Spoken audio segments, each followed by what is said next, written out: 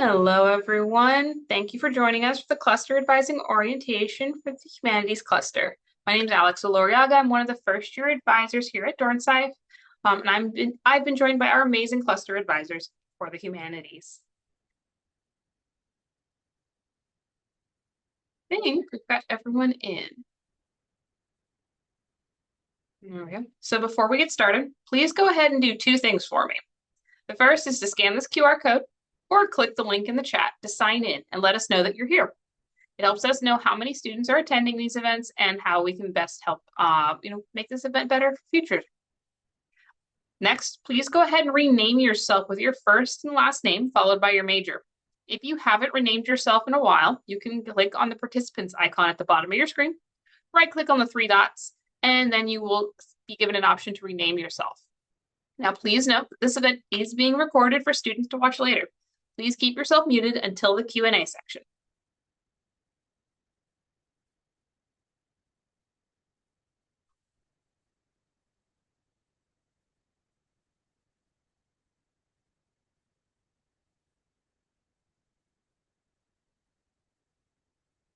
And I'll let you work on renaming yourselves, but once we've gotten all of that sorted, I want to welcome you again with a quick overview of what to expect from today. We'll be explaining your upcoming cluster transition from first year advising to cluster advising, including what to expect from cluster advising. Then we'll have a chance to hear some insights from one of our cluster advisors. You'll then be directed to join a breakout room. One second, I'll give you the, there we go. You'll then be directed to join a breakout room based on your major's focus area. We'll tell you what that means in a second.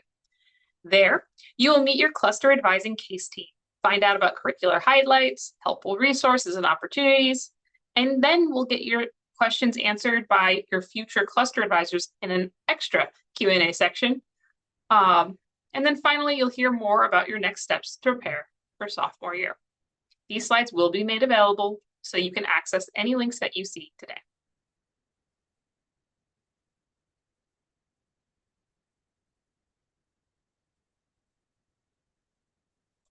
Now we are going to have a quick little moment where I'm going to have you guys interact with me for a bit using the emojis in the reactions icon at the bottom of your screen.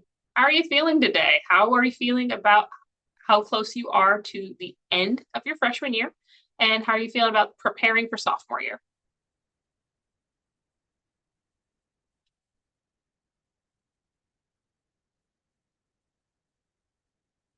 Alrighty, I'm seeing some good signs.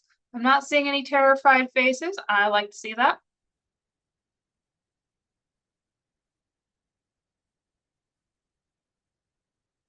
Well, we'll go ahead and give you a quick overview of what to expect from this transition. Over the last year, you have been meeting with your assigned first-year advisor. They've supported you whether you stayed in the same major from the beginning of orientation through till now, or if you've changed your major a couple of times. Now, as you make this move over into sophomore year, these continuing students will be supported by a cluster advising team. Now, that team supports you from sophomore year through graduation. And it's based on what we call focus areas. It's a grouping of very similar majors. The idea being that this team of advisors can help you if you stay in that major, or if you make a couple little shifts here and there within very similar majors. Now, if you were to switch from one focus area to another or one cluster to another, you would be reassigned to a new cluster advising case team. But again, as long as you are from sophomore year to graduation, that team will support you.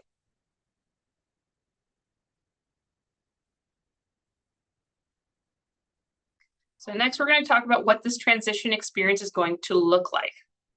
Now, it started back in March or April, depending on when you made your mandatory pre-registration advising appointment, where we had you connect with your first-year advisor to plan classes for fall 2026. That next step is right now, very much today, where you're at cluster advising orientation, where you're going to learn what to expect from cluster advising.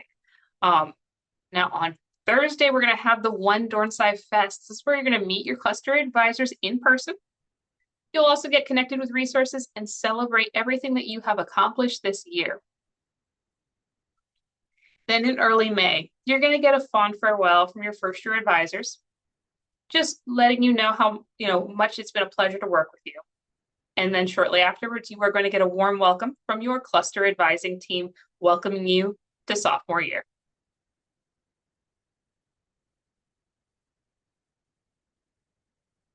Now, I mentioned earlier that we have the One Dornside Fest coming up on Thursday.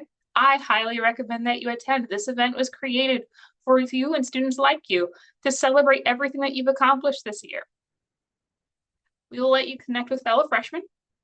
You're also going to enjoy some In-N-Out Burger, some Dornside Advising swag, and a chance to win some pretty cool raffle prizes.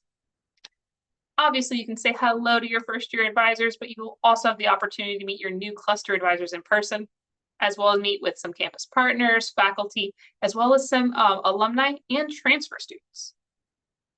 If you haven't already RSVP'd, we do have the RSVP QR code on the screen. We also have a link in the chat.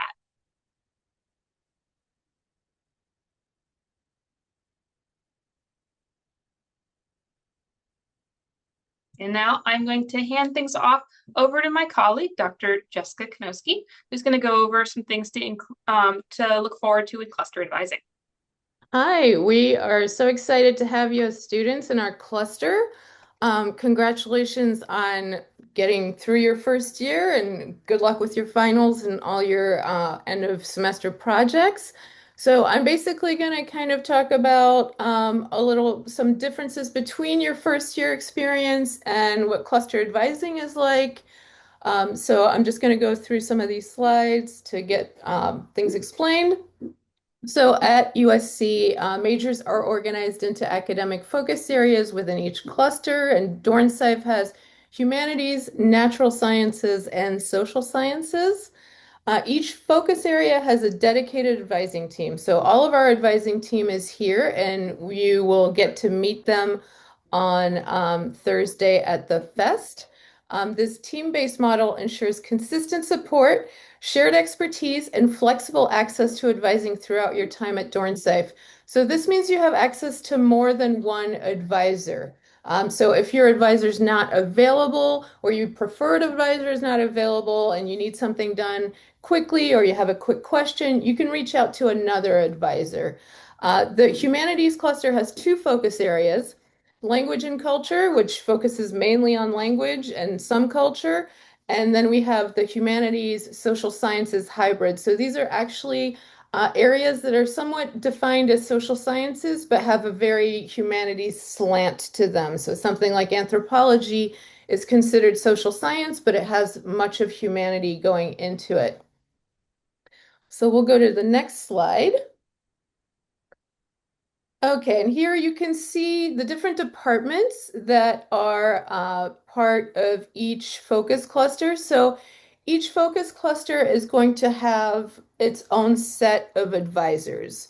So although we're a big area, language and culture and humanities and social sciences hybrid, there are two kind of separate areas, one that is more focused on language and culture, and one that's more focused on humanities and social science hybrid. So in the language and culture, you can see the American Studies and Ethnicity department, and in there you have a number of majors, just American Studies and Ethnicity. Then you have an African American focus, an Asian American focus, Chicano Latino focus. So a number of different majors: art history, classics, which means like ancient Roman civilization, ancient Greece, Greek, Latin, comparative literature, East Asian languages and culture, East Asian area studies, French and Italian, Latin American, Iberian cultures, media and politics department, which has two majors, one of them being the Latin American and Iberian cultures and media politics major, and the other one being Spanish. Genders and sexuality studies, Middle East studies, religion, which has archaeology, Jewish studies, and religion, and Slavic languages and literature, which has Central European studies, and Russian. So you can see we have a number of majors in this area that are either very language focused or very culture focused. And then we have the humanities, social sciences hybrid area where we have anthropology, which the department offers anthropology, global studies, health and humanity, and visual anthropology. English, which offers creative writing, English and narrative studies, history, contemporary Latino and Latin American studies, history, law, history, and culture, linguistics, which offers a number of majors, computational linguistics, linguistics and cognitive science, linguistics and East Asian languages and cultures, and linguistics and philosophy. Philosophy, which offers philosophy, politics and economics, philosophy, politics and law. And then we also have undeclared humanities. So we have quite a few number of majors, and a lot of you who are majoring in our cluster, if you are interested in maybe adding a second major or a minor, you might very well have the room for it. So, if you are interested, please go ahead and reach out. Okay, so that covers the departments. All right, so what are the differences between the cluster and the first year advising? So in first year advising, you have specific advisors who advise for all the majors within Dornsife. So you have a dedicated advisor for your first year. That's your go-to person.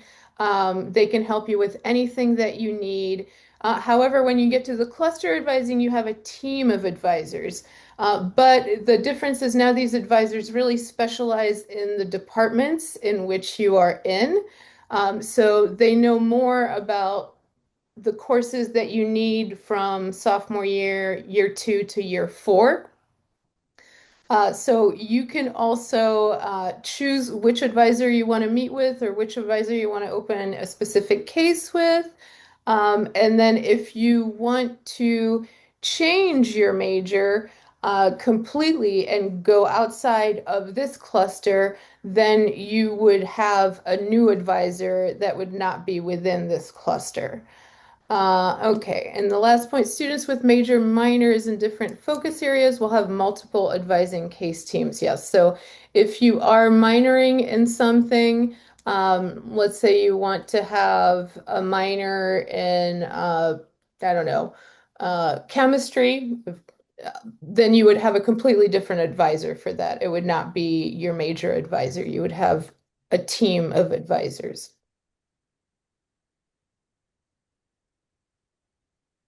Okay, so what can your cluster advisors do to help you? Obviously, they are a little bit more familiar with the departments, so they can understand major course offerings, and they are touch points between students and the departments and the faculty within that department. They can create a personalized plan for you, depending on what your interests are, and they can somewhat guide you and give you a little bit more direction. They can add a second major or minor or explore progressive degree programs, which come a little later for most. They can connect you with faculty. They have an understanding of what faculty do within the department and what their specific areas of interest might be and potential research. Study abroad. So if you're thinking about studying abroad at some point, this is definitely something that you should talk to your cluster advisor about. They will be able to help you with the timing, with course selection, with a number of things in that area. Um, if you have questions about where this might lead with the career, you can ask them about that too in preparation if you're interested in grad school. We also do have the Career Center and Career Pathways that can help you with that. Uh, Potential double majors that might be complementary, and they can absolutely refer you to a bunch of resources within the department and outside of the department, much like a first year advisor could do. And of course, they want to keep you on track for graduation. So they definitely want to know, when do you want to graduate? What do you want to do? How can we make it happen for you?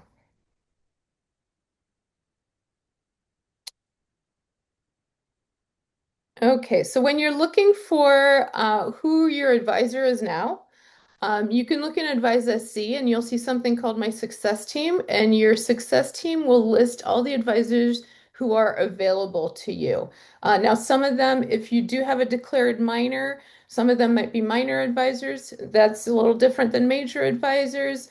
So just pay attention to exactly what you're asking for or what you're interested in, and then pick your advisor for appointments or support cases accordingly. How to communicate with your advisors. So we recommend using Advise USC support cases. It's the most efficient way to do things. This way, we also can, the team of advisors can see that you've been communicating with other advisors, and we can keep the conversation going and give our input in the conversation without having to repeat ourselves necessarily. So Advise SC is our preferred method of communication, so we're all on the same page and we all know where the conversation is and what exactly how we can support you best. You can send a message to any member on your case team, and it can take a little bit of time before we answer you, just depending, especially on what time of the semester it is and how many students we have. So it can be about 5 business days. If it's a very busy time of the semester, we might not be able to answer you immediately. But otherwise, if it's not that busy of a time, we should be able to get to you within 2 to 3 business days.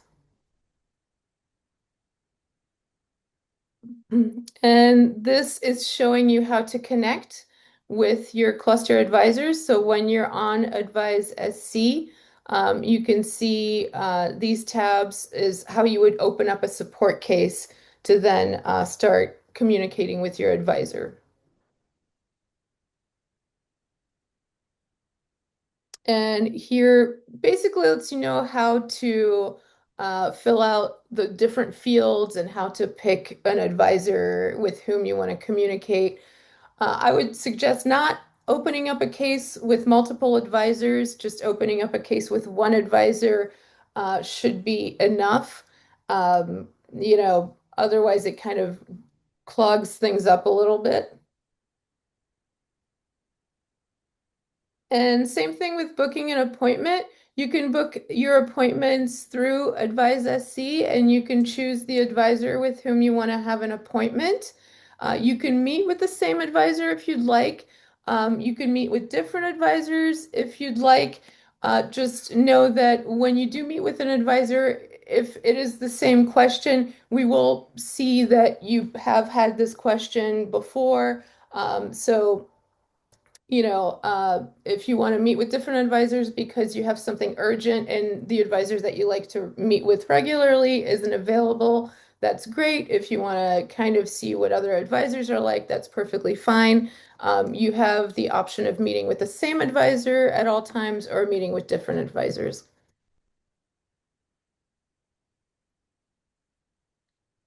So mandatory advising, that's going to depend on a number of factors. So you do need to check to see if you have a mandatory advisement hold.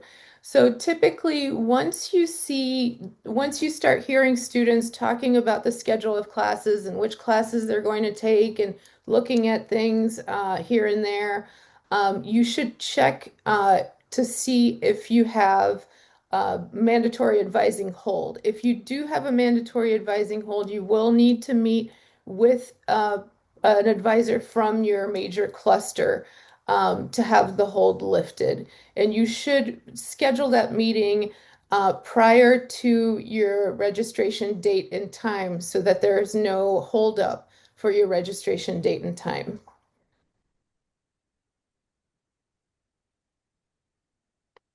And announcements, you should check your announcements. I know that many of you might not really check your announcements that much, but to be honest, there are some very useful opportunities that show up on your announcements. These are things that the department wants us to publish. These are things that the college wants us to publish. And so checking your announcements regularly can really benefit you. So I would recommend doing that on a regular basis. And I think that's it for me. And I'm going to turn it up questions. All right. So, hello, everyone. Thank you all so much for joining us today, and welcome to your language and culture focus area breakout room. And we can go on to the next slide. All right, so if you haven't done so already, just be sure to check in using our QR code. I think everyone pretty much has checked in, so you should be good to go. And then if you haven't done so, just edit your Zoom name to reflect your first and last name as well as your major. And now at this point, I am very excited to turn things over to our wonderful language and culture case team, Brianna and Daquan, to introduce yourselves. Take it away. Thank you, Nicole. Hi, everyone. My name is Brianna. I am one of the academic advisors within the Languages and Cultures case team. I will be part of this advising cluster team along with my co-advisor, Daquan Bass, who is here as well. Yes. Hi, everyone. My name is Daquan Bass. I'm fairly new to the team. And yeah, just happy to be a part of the language and culture case team. Thank you. All right, let's head on to the next slide. Okay. All right, so within the languages and cultures advising team, we have a total of 21 major programs that we assist with. So there is quite an exhaustive list.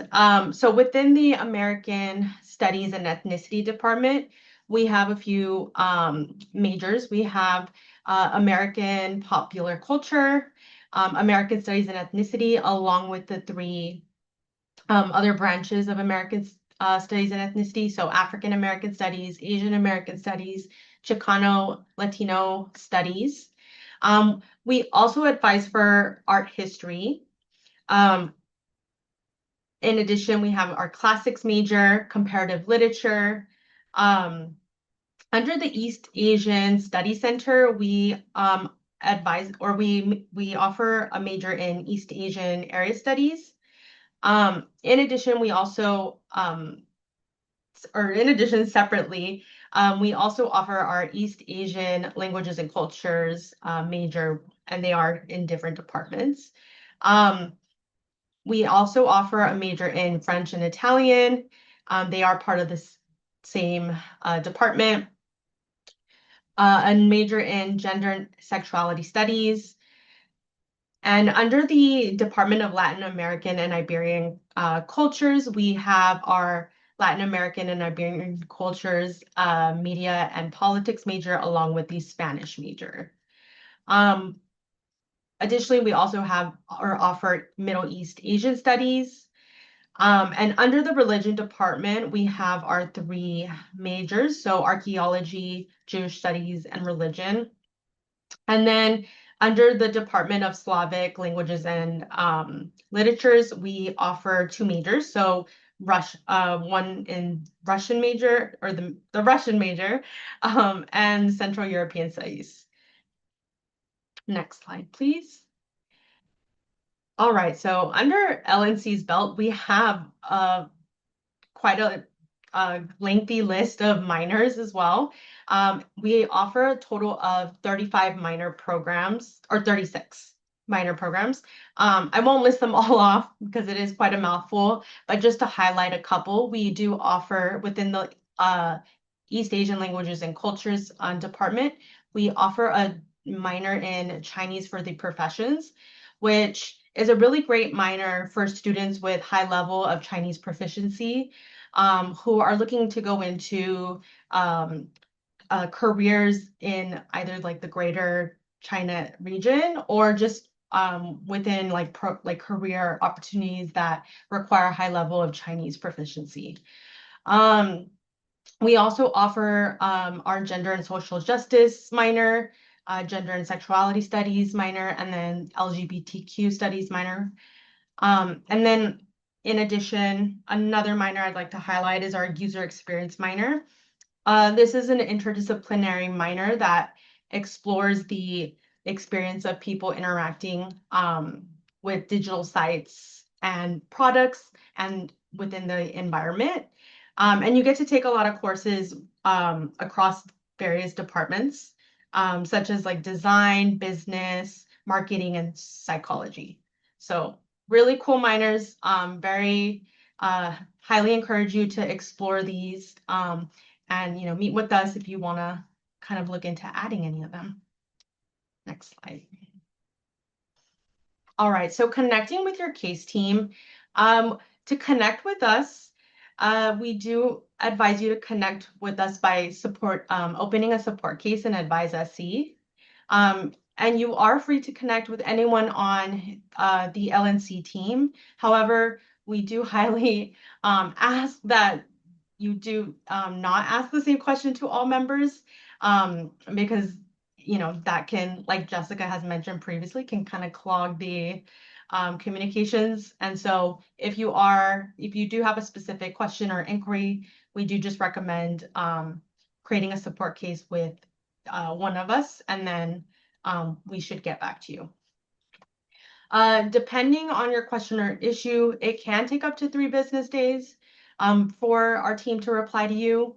But during like high peak advising seasons, such as mandatory advisement, it may take up to 5 business days. Next slide. All right, so we have quite a few departments to go through. So the first one that we'll start off with is American Studies and Ethnicity. This is the study of American culture from an interdisciplinary perspective, and it really allows students to have a great deal of flexibility to tailor the major to their interest. Just a couple core requirements. The major does require AMST 200, which overlaps with GEC, AMST 350, which is the junior seminar in American Studies and Ethnicity, with a high focus of theories and methods. Some resource opportunities and information. So the director of undergraduate study is Alicia Chavez. A few notable courses are going to be AMST 200, which is the core course. And then you can study abroad with the major and minor, but it really does depend on the individual student. And so there are a couple things to consider that we do recommend that you schedule an appointment with one of us. All right, next department is going to be art history. So in this department, undergraduates are provided with a sound, broad foundation in art from a variety of offerings, studying objects in their complex physical, cultural, and intellectual contexts. Our program is committed to a historically situated, materially engaged, and theoretically nuanced approach to art history and visual culture. Snapshot of some of the lower division requirements. So students will take a lower division Western art in either Art History 120 or 121. And then you also will take another core foundational course in the non-Western art. So students will take either Art History 125 or 128. 126 and 127 haven't been offered for several years. So you have those 2 other options. Resource and opportunities. So our director of undergraduate study is Samantha Burton. She is very, very, very involved in the student experience, and she would love to chat with any incoming, majors, and just discuss like career exploration opportunities, research opportunities. So definitely recommend reaching out to her. This major and minor, you can study abroad. Students can earn up to 3 courses abroad for the major specifically, and our popular kind of areas are going to be Europe and the UK. And just some of our programs that we offer are USC Paris, Syracuse University in Florence, and then University of College London. All right, for the classics department, this invites students to share in the study of languages, literatures, and cultures of ancient Greece and Rome and the civilizations that they shape. A few recommended courses are going to be our classics upper division courses. There is quite a list on the course catalog page that you can check out. And if you have any questions about that, you're more than welcome to reach out to us. Some resources. So our director of undergraduate study for the classics department is going to be Lucas Hirchen Roeder. And popular study abroad programs include Rome and Athens. Summer abroad programs, we do offer summer abroad programs in Athens, Rome, and then the Archaeological Institute of America. And then a few fellowship opportunities, such as the Callens Hellenic Studies Summer Fellowship, Douglas Nelson Award, and the Bhutani Family Summer Research and Travel Fund. So definitely recommend checking those out. Okay.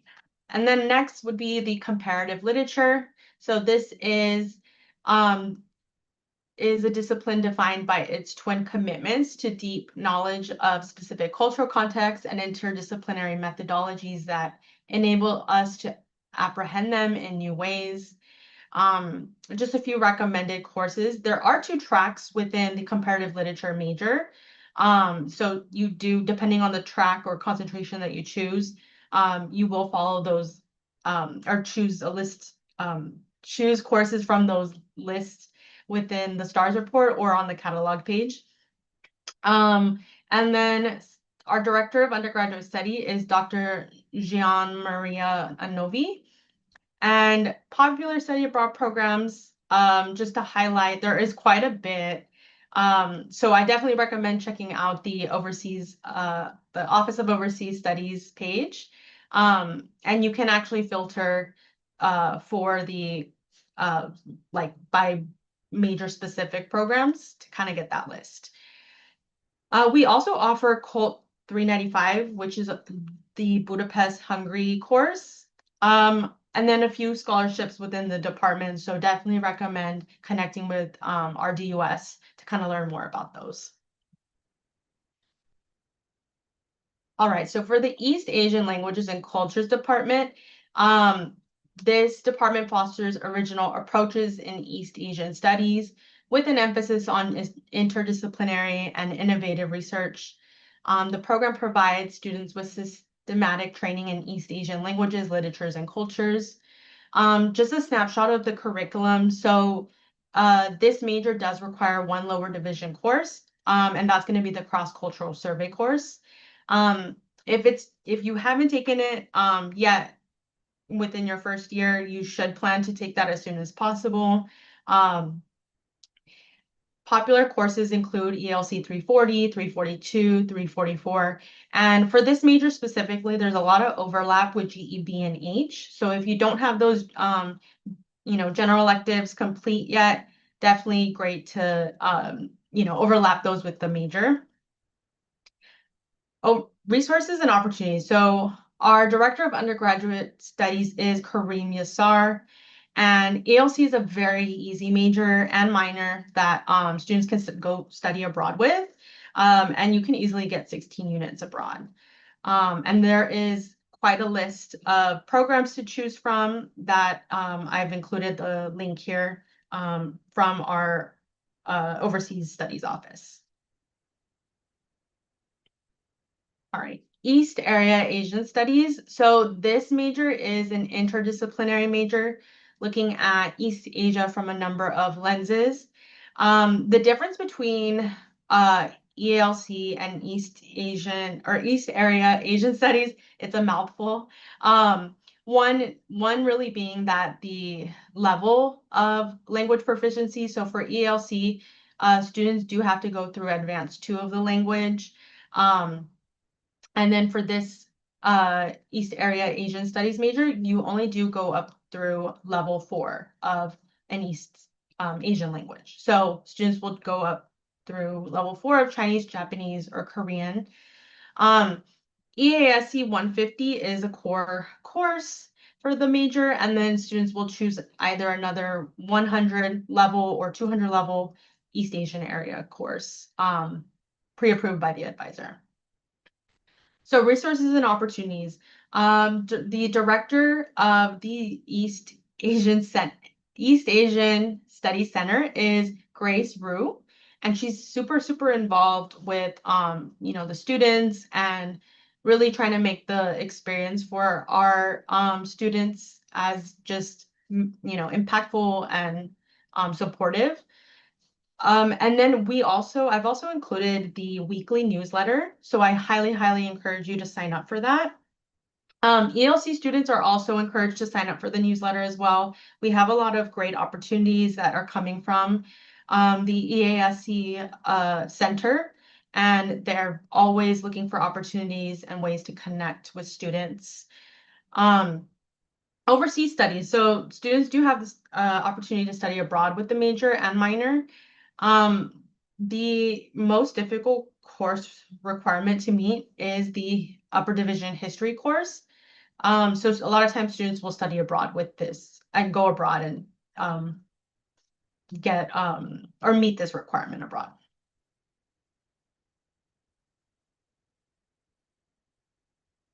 So French. This is an engagement with French culture, literature, and society with a focus on also the broader Francophone world, including North Africa, the Middle East, and Southeast Asia. A few recommended courses. We do recommend French 3 or French 4, and then French 300. And then you will take French 330. French 300 and 330 are sequenced. So the only time that a student can take both of those courses at the same time is at USC Paris. And some resources. So our director of undergraduate study is Julie Van Dam. And some popular overseas studies programs include Dijon, Martinique, and USC Paris. We also have a Master to Paris, which is French 307, Public Memory and the Ghost of History, which also overlaps with GEB. And then we also offer our French Club, which offers majors and minors kind of an opportunity to practice the language and really just immerse themselves more in like French culture. Italian. So for Italian, this is an engagement with the Italian language and literary expressions, fictional, non-fictional, dramatic, and poetic, as well as the study of social, cultural, and political institutions. A snapshot of the curriculum includes Italian 3 or Italian 4. Students will also take Italian 300, which overlaps with the GEB, or Italian 320. Our director of undergraduate studies is going to be the same person, so Julie Van Dam. And popular overseas studies include Milan and Florence. Italian 220 is offered as both a Master to Venice and Rome, respectively. And then COSI, which is the Campus Organization for Students of Italian, is a group dedicated to sharing and promoting Italian culture and language across the student body. All right, gender and sexuality studies. This major and department specifically offers students the opportunity to examine the forces behind the cultural and historical production of gender, including their relationship to the factors including race, class, ability, nationalism, and colonialism. Snapshot of our lower division requirement include 2 courses from the following list. So you have quite a bit of courses to choose from. And then resources and opportunities. Our director of undergraduate study is Diana Blaine. And notable courses, there is a lot of overlap with GEB and some overlap with GEH potentially. The Gender and Sexuality Studies Department offers 2-semester honors program courses in which qualified majors spend their first semester in an honors track in an upper division seminar. So students will take SWIMS 410, the senior seminar in Gender and Sexuality Studies.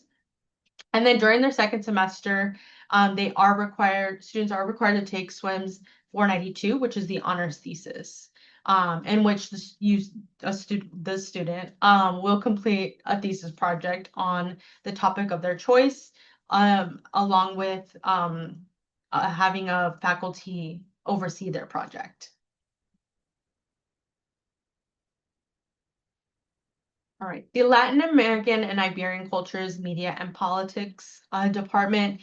It is a study of the global reach and import of the nations in the Americas, Europe, and Africa.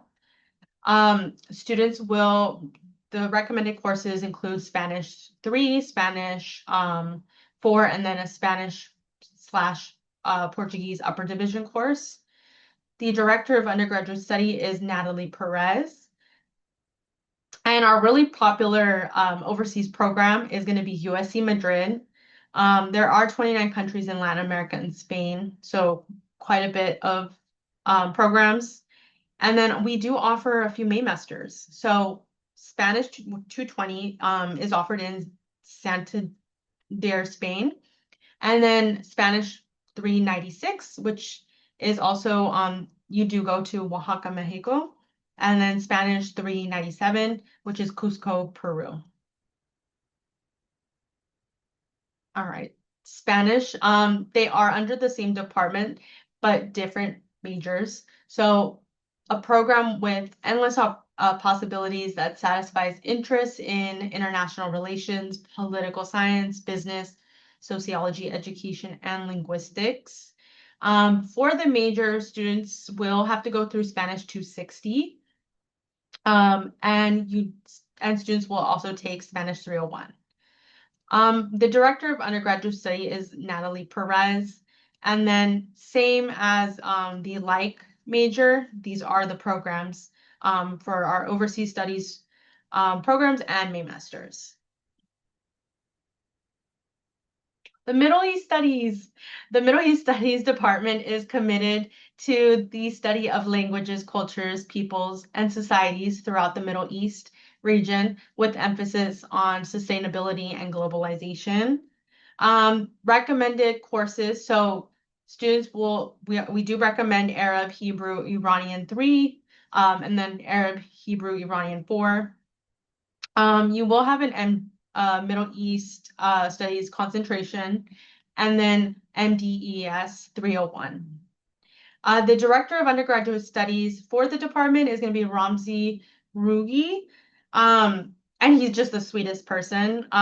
Before I joined the Middle East Studies department, I would go with my colleague to the student mixers or like student events, and just very, very kind and warm and welcoming. So definitely recommend connecting with Ramzi. And a popular study abroad program is Amma Rabat. All right, for the religion major, so students in the interdisciplinary program of religion explore and compare dozens of faith traditions across time and around the globe. One of the core, or a few of the core courses for the religion major is going to be Religion 301, which is an fall semester only course, and ideally taken as early on as possible. So if you haven't taken it, definitely recommend having that completed or planning for that for your sophomore year. And then lower division course options, students will take a max of 8 units or can take a max of 8 units from this list of courses.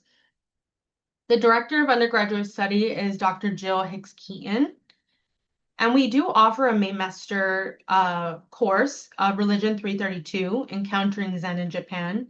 And the location is, students will go to Tokyo, Kyoto, Fukui, and Saitama, Japan. This has been led by Lon Kurashige. And overseas studies, for the religion major specifically, any religion lower division or upper division elective can be fulfilled by a relevant study abroad course. It is preferred that you take Religion 301 at USC, but exceptions can be made, so definitely meet with your advisor to talk about that. And a popular study abroad program that includes Athens, Greece.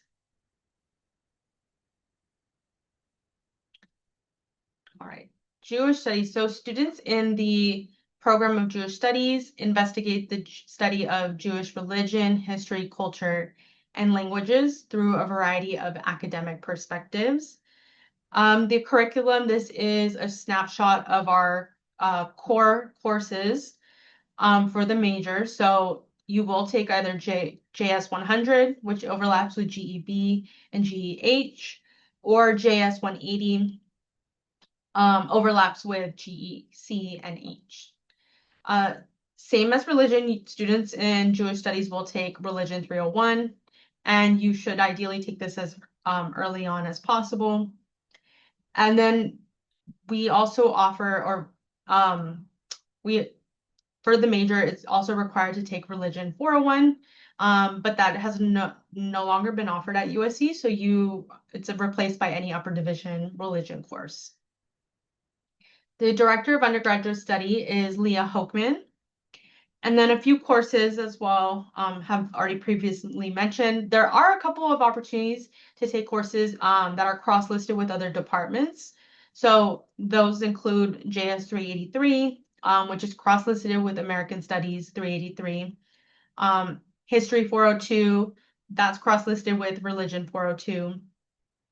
Religion 359, which is cross-listed with the history, History 371.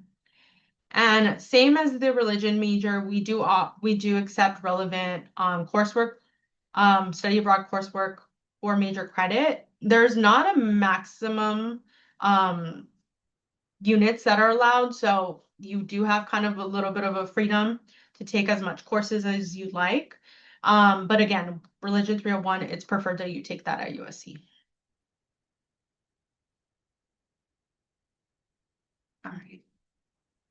Archaeology and Heritage Studies. So students in the program of Archaeology and Heritage Study will explore their understanding of people and societies across space and time in all parts of the world while expanding their knowledge of issues relevant in contemporary society. The two lower division course requirements include Anthro 202, which students should have taken your freshman year, and then you also choose an additional lower division elective. And there is quite an exhaustive list on the course catalog page to choose from. The director of undergraduate study for archaeology is going to be Lynn Dodd, and she's very involved in the student experience and always finding ways to connect with our students. Notable courses include Anthro 202 and Anthro 450, which is a hands-on research experience at a Maya ruin, including archaeological survey and excavation in the jungle. But it was last offered in summer 2024, so don't know if it will be offered this coming, if it is offered this summer. So yeah. Cross-listed courses. So Anthro 202 is cross-listed with both the classics and archaeology.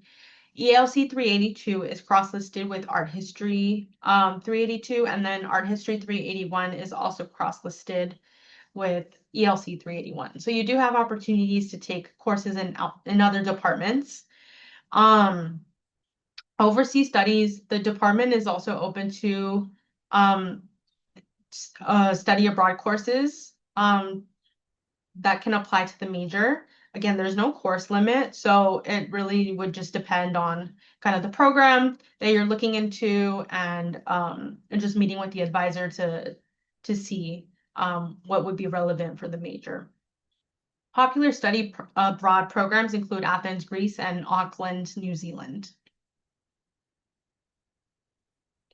All right, the Russian major. So students who study Russian will be provided with one, the historical background and linguistic cultural skills necessary for in-depth study of Central Europe. And then two, knowledge of its main post-Cold War political, ethnic, and economic trends. And then three, understanding of current issues from nationalism and immigration to trade, military, diplomatic, and alliance politics. A few recommended courses, we do recommend a Slavic elective, Russian 220, and then Russian 250 or Slavic 255. The director of undergraduate study for Russian is going to be Evgeny Dengub. And popular study abroad programs include Kazakhstan and Poland or Kazakhstan. All right, Central European Studies. So students who study Central European Studies will be provided with the historical background and linguistics, cultural skills, and necessary for in-depth study of Central Europe, and knowledge of its main post-Cold War political, ethnic, and economic trends, and then an understanding of current issues from nationalism and immigration to trade, military, diplomatic, and alliance politics. The recommended courses really depends on the student track. So there is a Russian, Polish, and German track. And we do recommend that you take a look at the schedule of classes each semester and sample course plan for course offerings. You definitely, if you do have any questions regarding like scheduling, questions about courses, we do recommend reaching out to us or scheduling an appointment so we can discuss further. And then the director of undergraduate study is also Evgeny. And same study abroad programs include Germany, Austria, and Kazakhstan.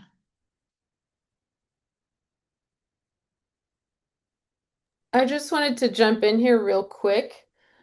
Thank you, Brianna. That was a lot of presentation through quite a number of departments with a lot of different things happening. But I think that the takeaway is really if you're in one of these majors, please work closely with your advisor to figure out which path you want to follow and what opportunities are available to you.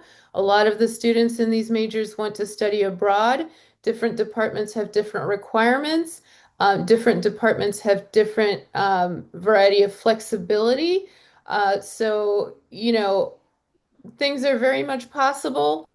We work closely with departments. We just want you to communicate with us so that we can communicate with departments and we can have a three-way conversation about what's possible for you.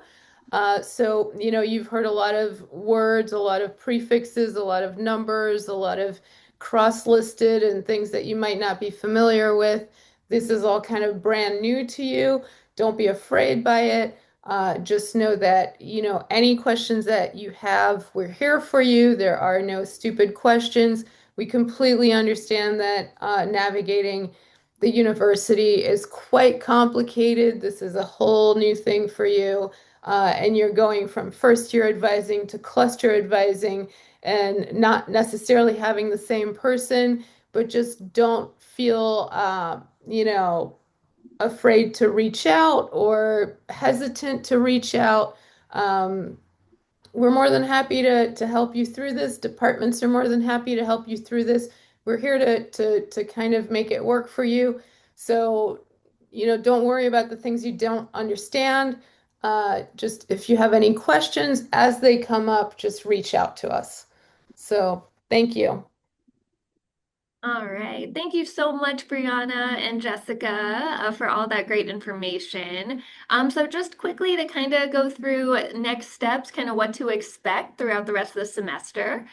So we hope that you're able to join us for our One Dornsci Fest on McCarthy Quad, which is going to be this Thursday, April 23rd from 3:30 to 5:30. So you can RSVP on Engage SC. And then on May 4th, be sure to take a look at your USD email for our first year advising newsletter for May, which will have additional tips on your transition to cluster advising. And then in early May, you will receive an announcement email with final updates from your first year advisor. And then in mid-May, you will also receive a Advise USC announcement, as well as an email with a welcome from your new cluster advising case team. And we would love to know what you thought about this presentation. So if you have any feedback that you would like to share, you can definitely scan the QR code to submit that survey for us.